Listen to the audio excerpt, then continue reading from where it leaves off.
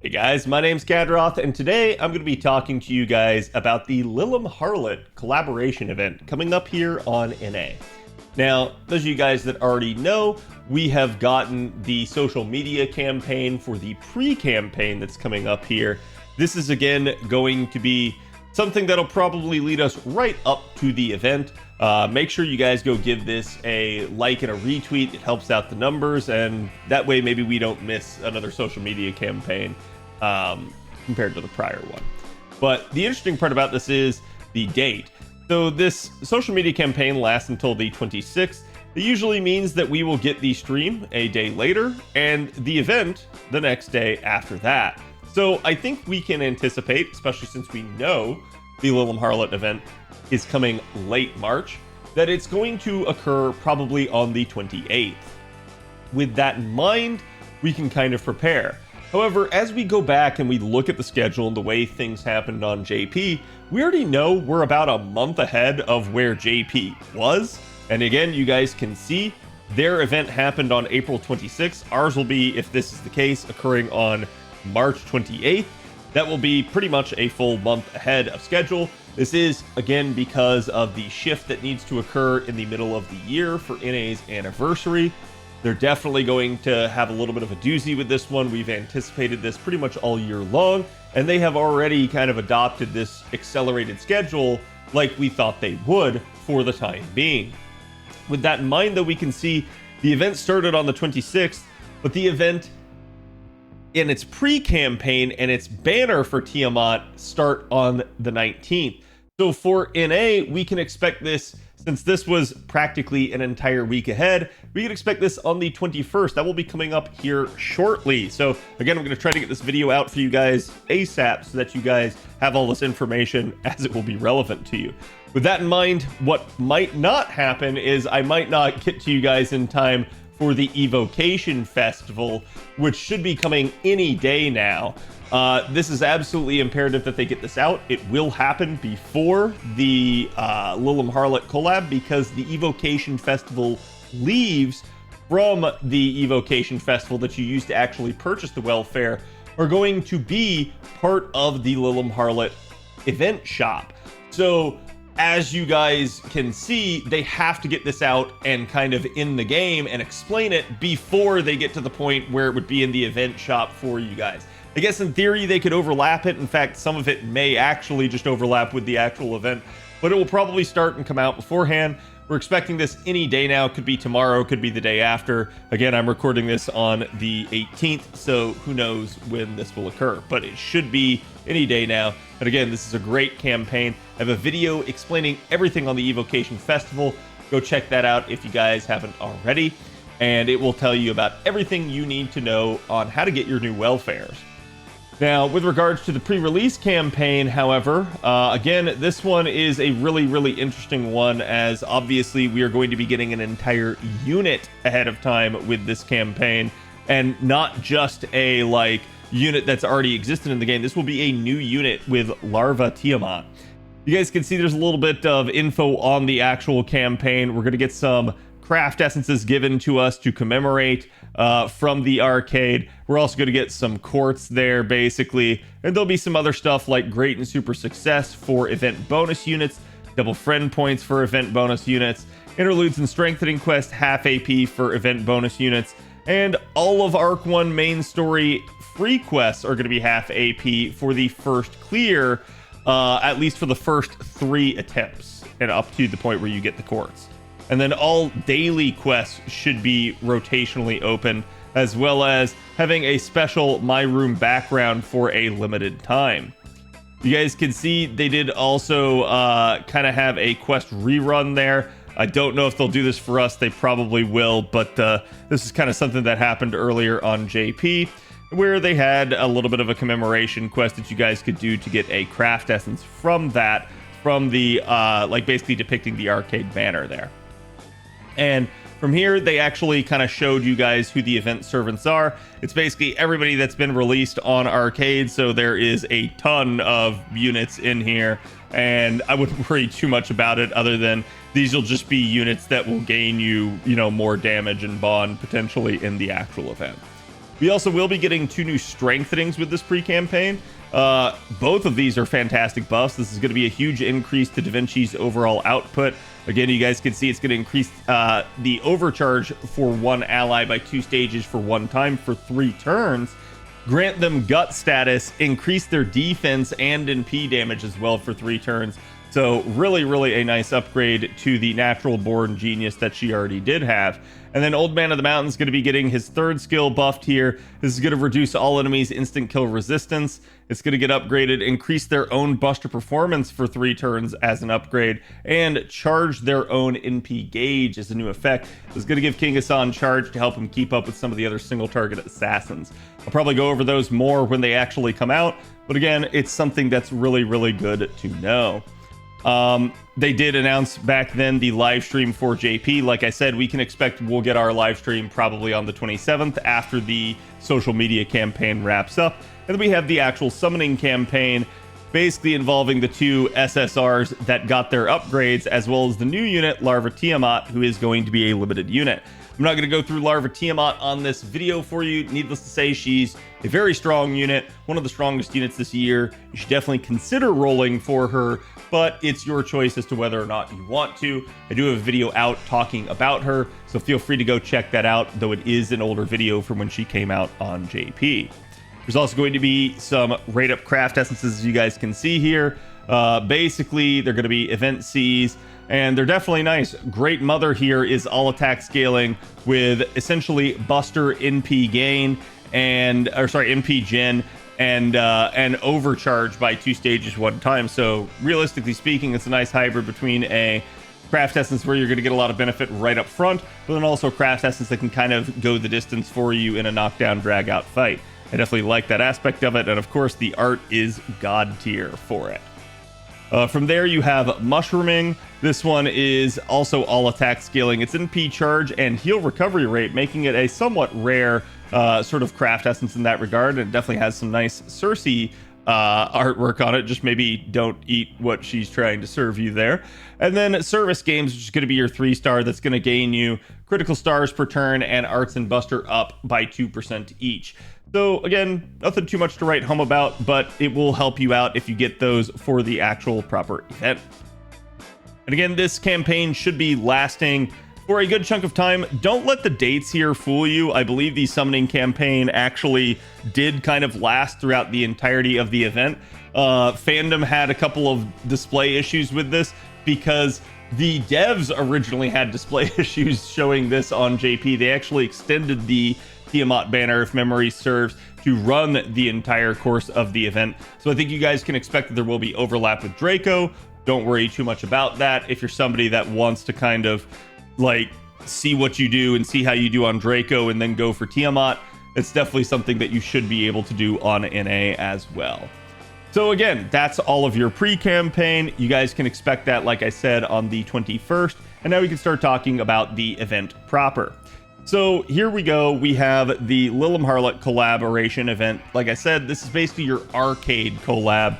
We're going to get a whole new story with it, whole new units, but also returning units from arcade kind of being involved in this, including a new welfare. The event will be a 3-week event. It will probably start on the 28th, like I said. If it doesn't, just adjust accordingly, but it still will be 3 weeks. The requirement is only to have Fuyuki cleared. However, they do warn you that the event stories will have some spoilers from LB3, basically the Sin chapter there. So keep that in mind if you're somebody that hasn't caught all the way up with story, or you haven't even really gotten to Lost Belt. You'll still have access to be able to play this event and participate, but some of the story might spoil you. So again, you will have an event schedule here that's just going to kind of have daily unlocks. It's very simplistic, straightforward event in that regard. Just kind of go through each node and kind of progress it that way, trying to do whatever you can. And again, that's pretty much all there is in this section. For the event bonus, like we already talked about, there are all of the arcade units. They are going to be damage bonus and bond bonus units, nothing in the way of drops. But then we have the new units released with the event, including Satanta, the welfare, who's the younger form of Ku, Locusta, who's going to be the new 4-star single target arts assassin, Tiamat, who's going to be the new Buster AoE alter ego, and Draco, the game's very first beast servant, who is single target arts but has a triple Buster deck. Again, I have videos out on at least these two. I don't remember if I have them on the 4 stars, but definitely go check it out on Draco and Tiamat. Both of them are interesting units that, again, you should consider rolling. So definitely try to formulate an opinion and try to come up with a rolling strategy, because it's going to be tough for people to try and roll not only these units, but also maybe anniversary units and summer units coming up in the future. Plus, we'll still have Ordeal Call 1 kind of right on the back end of this event coming up here soon as well. So these are going to, again, be your bonus units. Mash is going to be bonus to basically everything, and she'll be able to confer extra bond reward to all of your other servants in the party. Again, we talked about this. Satanta is going to be your new welfare. He is a single target quick saber, and while he doesn't have charge in his kit's actually pretty synergistic, and he can do quite a bit of damage, quite a bit of critting. Just has really nice performance overall. I would think about him almost as a little bit of a version of like Lancelot in that regard, but quick oriented instead. And in that regard, he can do quite a bit of sort of carding and NP damage functionality. Your event craft essence here that you're going to get from the shop is going to be Song of the Cradle. This is absolutely a phenomenal craft essence. It is all attack scaling. It has starting charge of 50%, NP generation rate by 8%, and arts and buster up of 10% each. So it's a very, very good sort of hybrid steroid CE. Has a whole lot of capability packed into it. And it is also going to be the event's damage CE that's going to help you out in that regard. Your new event command codes are going to include some really, really nice ones. Let's go ahead and skip to the 3-star on this one. So your 3-star is Azure Spiritron's command seal. It's going to increase the engraved card by 5% critical damage. Again, nothing too much to write home about, but when attacking with the engraved card, it'll apply crit chance down by 10% on a target for 1 turn. That can be nice. I think the biggest issue is that it's only the 1 turn duration. If you're going up against somebody that's really critting you hard, getting this out on them can absolutely kind of save your life. And then Omniscient Clay Tablet is going to be your 4-star command code. This one's going to be 5% NP gain rate on the engraved card, and the engraved card is 30% star acquisition rate. It's actually a fantastic one, especially for an arts card, as it's very synergistic with that.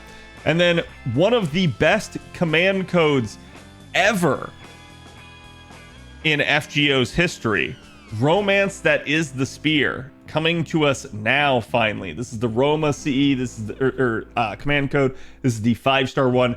This increases the engraved card's damage by 15% against Roman enemies. And if you think like, oh, well, that sounds nice if they're Roman, when attacking with the engraved card, it applies the Roman trait on the target for 5 turns, and it applies before damage goes out.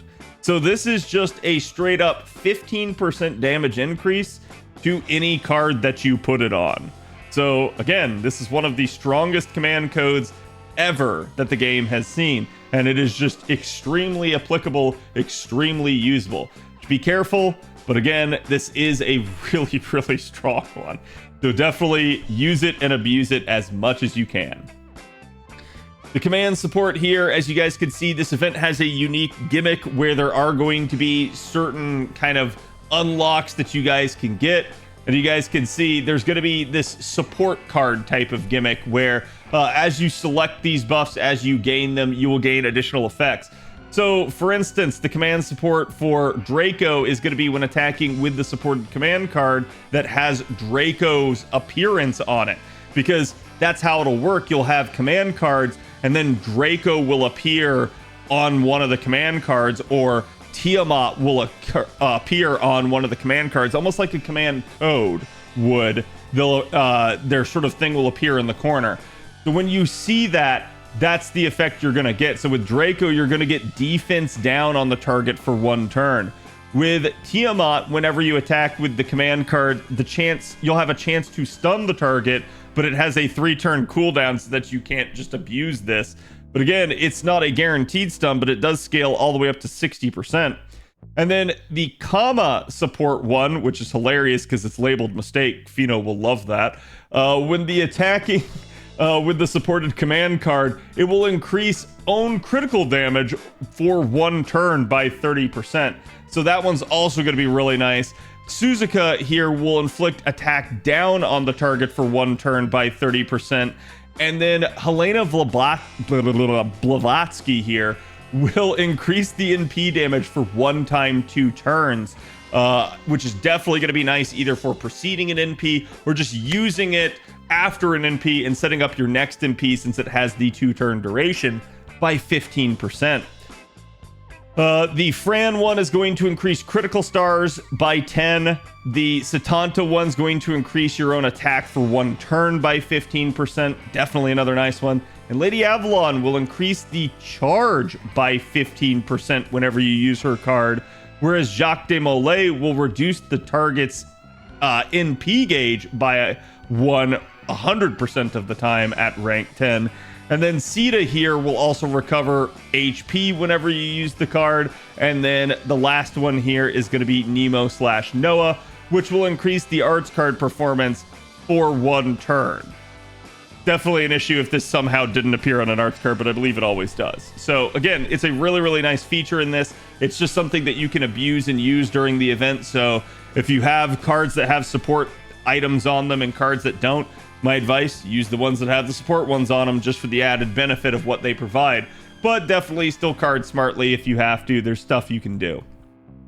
We're also going to get a strengthening for Jacques de Molay at this point in the event, which is that whenever she normal attacks, she will inflict curse status for 3 turns on a target before damage is applied.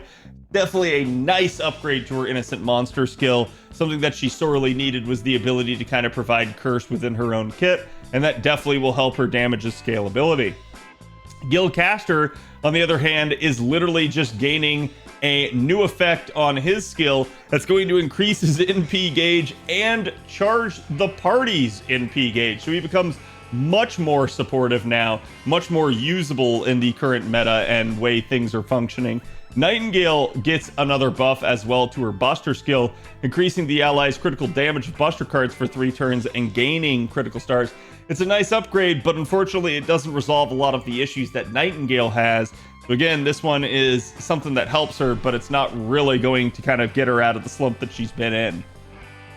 Mordred as well getting a buff to her Buster card. This is definitely a nice one that she's been looking forward to, making it 3 hits, 3 turns. I wish it wasn't limited by hits, but it's certainly nice that she has this and allows her to stack this within the Koyanskaya system, getting even more damage.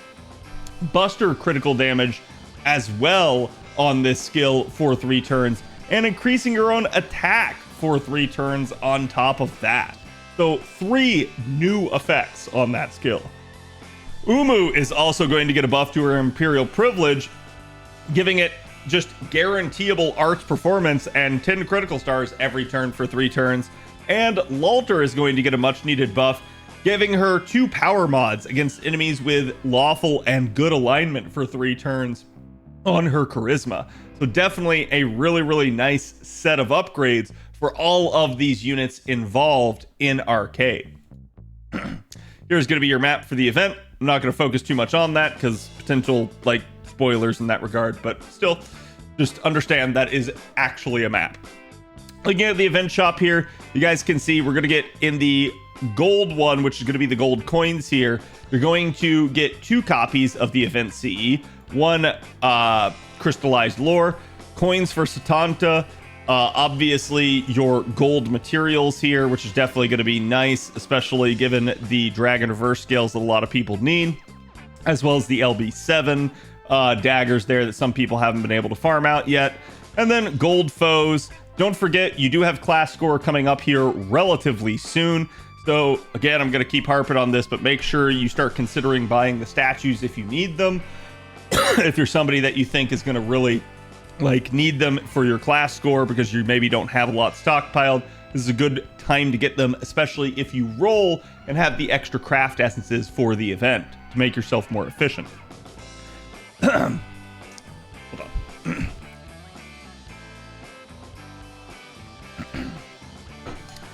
Looking at the silver here, it's going to be the Decaying Leaves, the Crown of Decaying Leaves.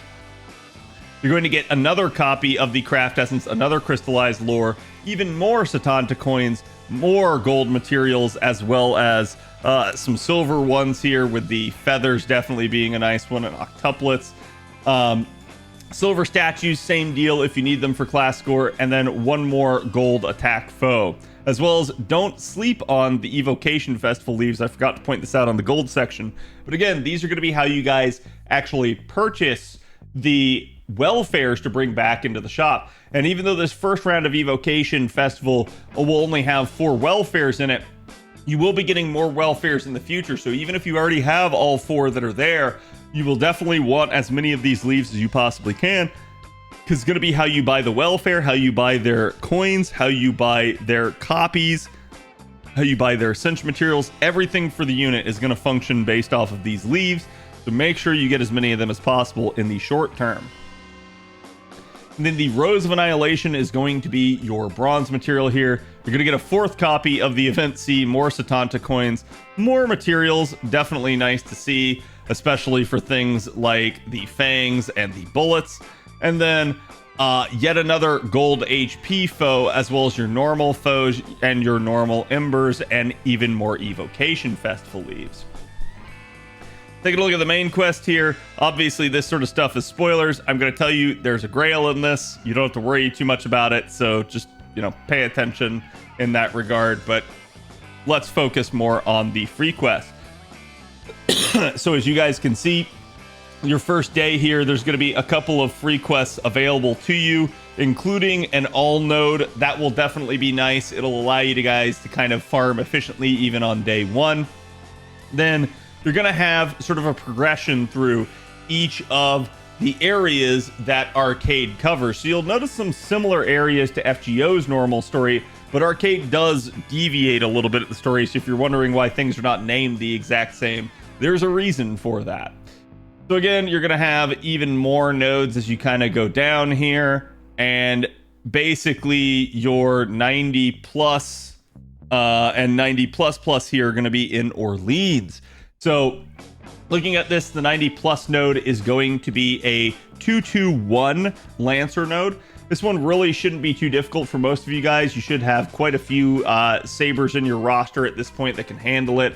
Again, even at these health values, nothing here is too crazy, but I definitely recommend just probably AoEing your way through it. Again, your final enemy is going to be a 376k Bradamante, so anybody that can take advantage of the Earth attribute, or again, any of her alignments being lawful good. But primarily, I'm just going to say, as long as you have somebody that kind of counters the attribute and can get any sort of like event bonus damage, should be good for you. So I would try to find some sort of synergy there. Looking at the 90 plus plus here, Incomplete Horse. This one is going to be a 131 rider node. This one will be a little bit more spicy due to the fact that it's riders, meaning you'll have to rely either on assassins or maybe even something like a berserker or an alter ego. So this is definitely going to be a really nice node for someone like Tiamat, but you might want to consider, if you don't have a strong enough Tiamat to necessarily overpower this, to include a single target assassin of some sort, or somebody that can really just counter DVR here. So again, she is man attribute, so there's going to be a lot of synergy there for that. So Koyanskaya users will be able to rejoice quite a bit.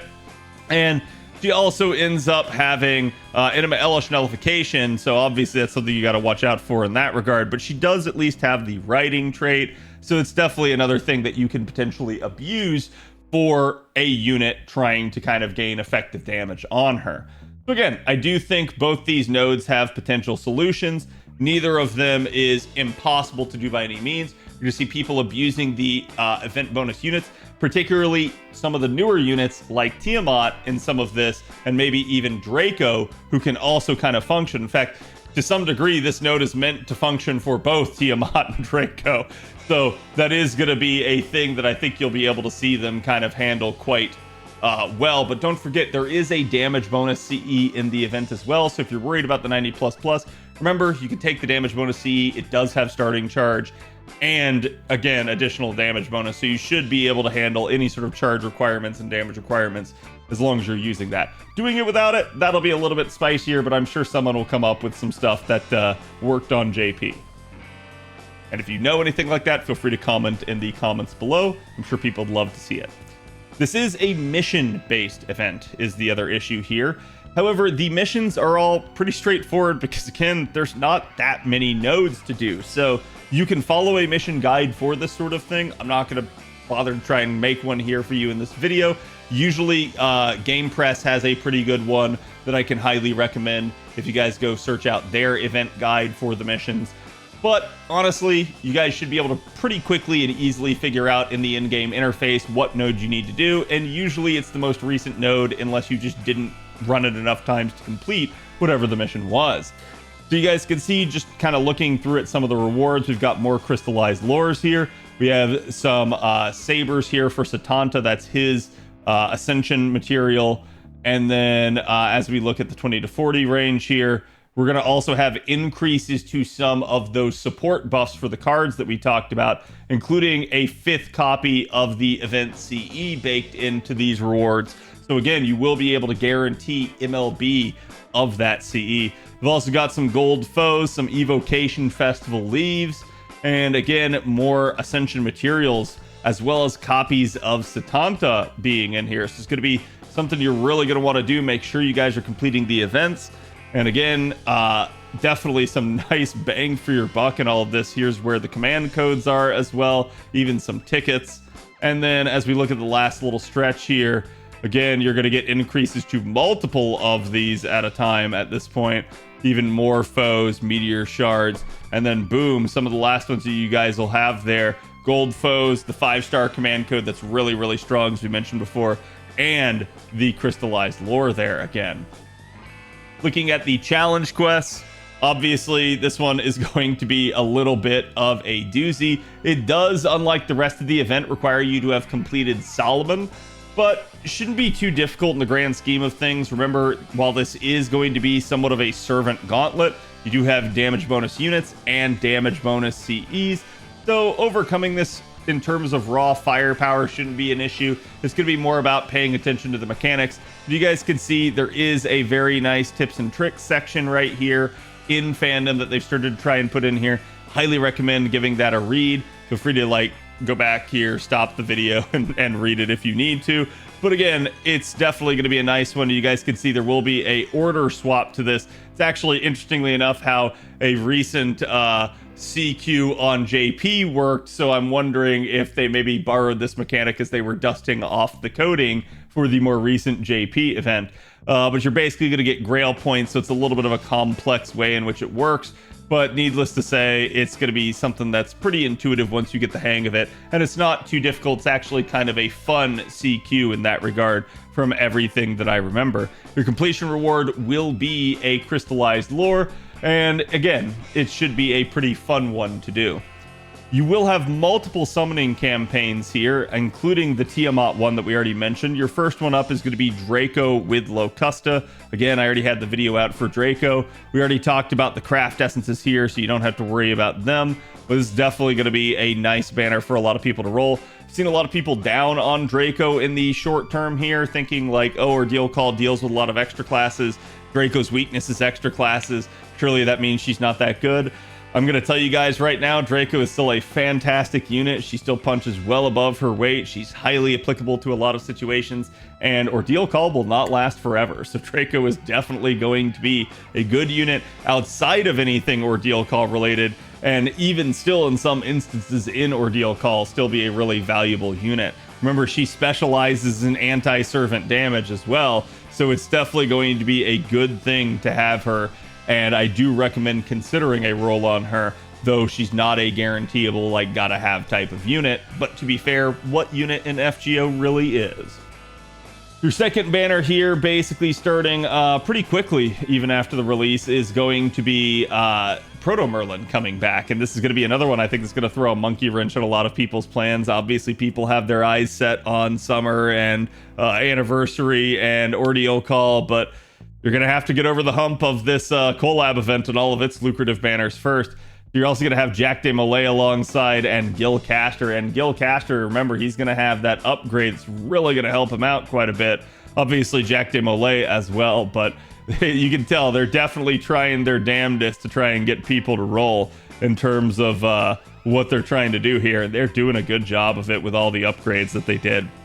Banner number 3, however, this one did not go over so nicely because Shisho was not buffed at this time. I remember criticizing this banner and saying that the devs were idiots for doing this because I don't really think anybody rolled on this banner. And the reason why is obvious. It's not that Shisho is a bad unit, but it is that she does need an upgrade at this point in time. And they do come out with an upgrade for her later that definitely helps her out. But this was kind of a poor time to run it in the midst of all the other demands that people had on their courts and all the other units they wanted to roll for, as well as all the other units that they upgraded. This one stuck out like a sore thumb, given that they just did not really touch her kit at all. So again, I do think she's a very solid unit, but this is probably going to be one of the least popular banners of the year, just due to the timing and the lack of buff in bringing her back. And then your 4th banner here is a bunch of story-locked units and buffed units right here, with Mordred, Jack the Ripper, Lalter, and Umu both showing up here. And the 2 4-stars right here are some of the rarer units in FGO, so it's definitely a lucrative chance to get your hands on either of these 2 here if you decide to roll. Again, same sort of event CEs alongside, so definitely pay attention. Obviously the dates in these schedules would be a little bit different, but keep in mind kind of when they were starting in relation to the JP start date. You guys could expect them to roll this out throughout the 3-week period for the NA event. Remember, we are going to probably be starting somewhere around the 28th of March here, so get ready, get prepared, and again, good luck if you guys plan to roll. Thank you guys for watching. I hope this video helped you. Let me know in the comments what you thought and who you're going to roll for, and I will see you guys for the next one. Hey, if you liked the video, make sure to like and subscribe, right?